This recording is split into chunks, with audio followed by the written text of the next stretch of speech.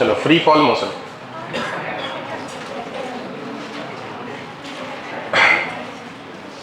किसी ऑब्जेक्ट को अगर ग्रेविटी में छोड़ दे ऐसा, ये मोशन को कहते हैं फ्री फॉल। फ्री कर दो अपने आप गिर जाएगा, ठीक है। तो फ्री फॉल में जो इनिशियल वेलोसिटी होती है वो 0 होती है, एक्सेलरेशन हो जाता है g नीचे की तरफ। g की वैल्यू 9.8 होता है, अप्रॉक्स में 10 लेते हैं, ठीक है। कभी कभी डेटा सवाल में 9.8 रहेगा तो 9.8 के हिसाब से बनाएंगे। तो जैसे जैसे नीचे आएगा ऑब्जेक्ट वैसे वैसे उसका स्पीड बढ़ेगा।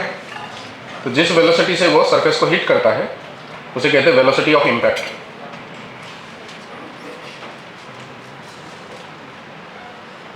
अगर वो निकालना है तो कैसे निकालेंगे, मान लो ये हाइट h है, तो उस वेलोसिटी का जो फॉर्मूला हो जाएगा इनिशियल वेलोसिटी 0, तो v square equal to u square plus 2as होता है ना, v square equal to u square plus 2as, तो u तो 0 हो जाएगा, a की जगह g, s की जगह h, तो v की वैल्यू हो जाएगी क्या, √2gh। ये जो वेलोसिटी ऑफ इम्पैक्ट है उसका फॉर्मूला हो जाएगा √2gh, ये फॉर्मूला।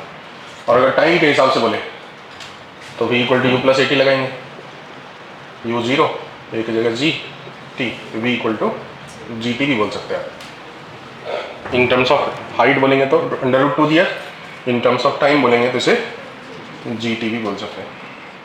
इसी तरीके से ये h और t का रिलेशन, तो s इक्वल टू होता है ut plus half at square,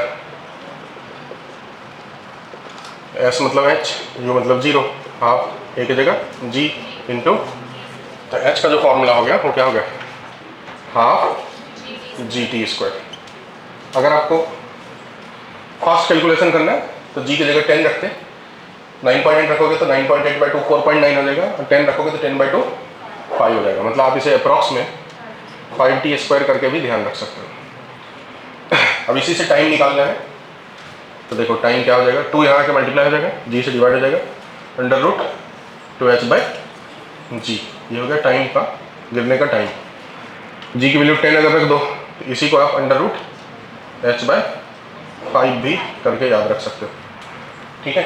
अब इस सबसे एक बात समझ में आ रहा है, क्या समझ में आ रहा है, जो है वो इम्पोर्टेंट बात है, नहीं पहले लिख लो।